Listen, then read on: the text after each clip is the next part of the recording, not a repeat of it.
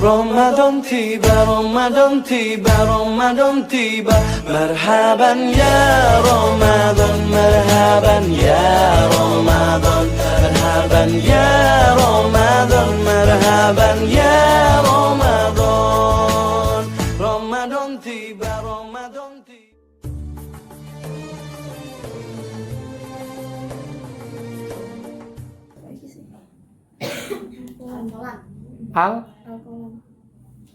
Al-Qalam ayat 48 mulai.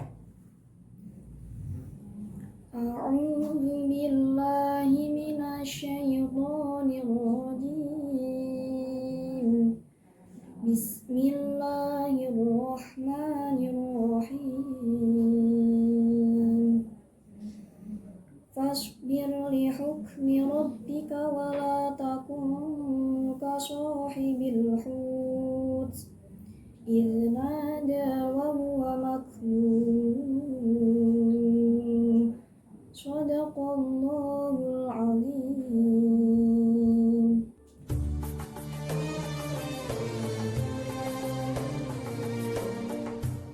Assalamualaikum warahmatullahi wabarakatuh. Sahabat santri yang dirahmati oleh Allah, kembali bertemu lagi dengan saya.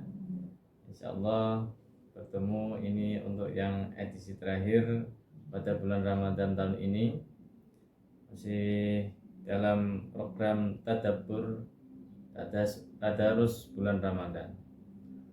Kali ini kita akan membahas Al-Quran yang ada pada juz 29, yaitu surat Al-Qalam. Surat Al-Qalam juznya yaitu juz 29, ayatnya yaitu ayat 48. Bunyinya yaitu A'udzu billahi minasyaitonir rajim. Bismillahirrahmanirrahim. Fasbir li hukmi rabbika wa la takun ka sahibil hut idh nada wa huwa makdhum. Shadaqallahul azim wa shadaqa rasuluhun nabiyul karim wa nahnu ala dzalika minasyahidin wasyakirin. Amin ya rabbal alamin. Fasbir li hukmi rabbika. Fasbir, bersabarlah engkau, li hukmi rabbika, terhadap ketetapan Tuhanmu. Jadi ayat ini berawal ketika Nabi Muhammad menyampaikan ajarannya kepada masyarakat Madinah. Ketika itu banyak masyarakat di sana, khususnya kafir Quraisy, yang mengatakan bahwa Nabi Muhammad ini adalah seorang dukun, seorang penyihir, seorang yang membual saja atau omong kosong. Nabi Muhammad dengan ajarannya dikatakan seperti itu. Kemudian orang-orang kafir juga berkata, yang dibawa Nabi Muhammad, Al-Quran ini adalah cuma dongeng belaka. Ini adalah fiktif ataupun cuma karangan belaka. Itu menurutnya orang-orang kafir Quraisy yang mana memusuhi Nabi Muhammad dan ajaran yang dibawanya.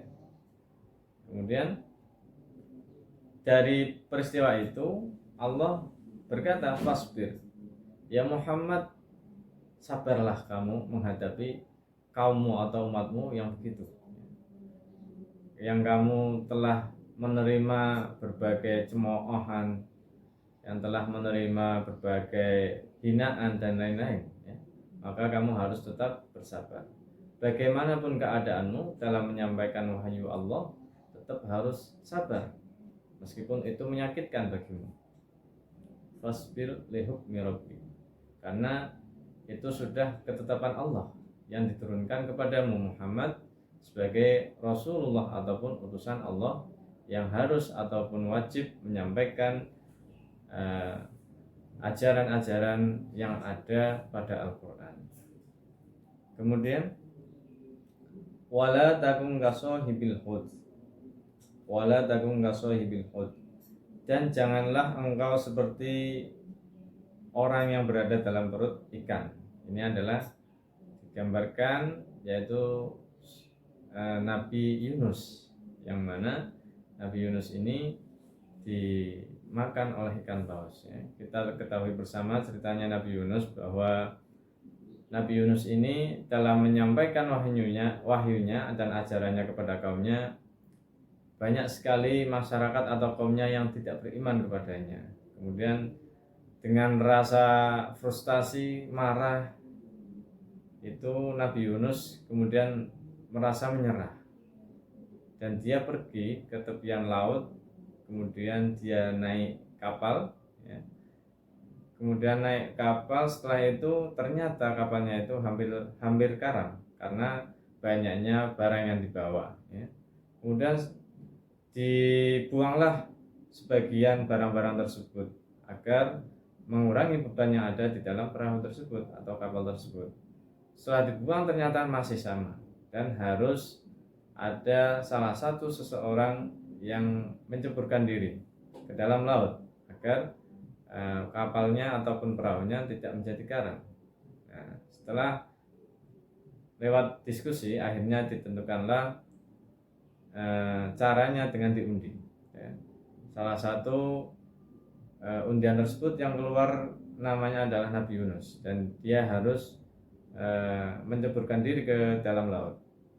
Setelah itu undian pertama keluar, isinya nama Nabi Yunus ya. Masyarakat agak nggak enak, kemudian diulang lagi ya. Diulang lagi, keluarnya masih sama, yaitu Nabi Yunus. Setelah itu yang ketiga kalinya keluar lagi nama Nabi Yunus lagi. Dengan berat hati akhirnya Nabi Yunus rela untuk menyeburkan dirinya ke dalam laut. Nah, dari kejadian itu kemudian Allah mengirimlah yang namanya ikan paus untuk menelannya, menyelamatkannya. Nah, Nabi Yunus kemudian hidup di dalam perut ikan paus. Wakilah ada yang berpendapat di dalamnya adalah 3 hari, ada juga 7 hari, yang terakhir pendapatnya yaitu 40 hari ya. Itu beda-beda pendapatnya. Kemudian di dalam ikan perut itu Nabi Yunus merasa dia tersiksa di situ ya. Tidak ada makanan, tidak ada sesuatu yang mengenakan di dalamnya. Kemudian Nabi Yunus berdoa kepada Allah, la ilaha illa anta subhanaka inni kuntu minadh dhalimin. Nabi Yunus berdoa tersebut, kemudian dengan rahmatnya Allah, dengan kasih sayangnya Allah, kemudian Allah mengeluarkan Nabi Yunus dari perut ikan paus tersebut ya, dengan memuntahkannya ke daratan. Nah, inilah kisah Nabi Yunus, yang mana dia dalam keadaan marah, dalam keadaan frustasi dan putus asa meninggalkan kaumnya. Ini adalah sebuah pelajaran bagi kita, bahwa bagaimanapun keadaan kita, ketika kita dalam sabilillah ataupun berjuang di dalam agamanya Allah, kita harus tetap bersabar. Fasbir li hukmi rabbik ya, kembali lagi ke itu. Kemudian manfaat sabar ini juga banyak sekali ya. Satu, pasti dalam mengambil keputusan ini tidak tergesa-gesa, pasti ada pertimbangan-pertimbangan yang terbaik. Jadi jangan tergesa-gesa dan harus tetap sabar menghadapi semua yang ada. Itu saja kiranya kandungan ataupun isi dari surat Al-Qalam ayat 48 yang terdapat pada juz 29. Pesan saya seperti ngendikannya ataupun makalahnya Sayyidina Ali, bahwa jangan pernah mengambil keputusan ketika engkau marah, dan jangan pernah berucap janji ketika engkau senang. Ini adalah makalahnya Sayyidina Ali. Kurang lebih mohon maaf. Wallahu muwaffiq ila aqwamit thoriq. Assalamualaikum warahmatullahi wabarakatuh.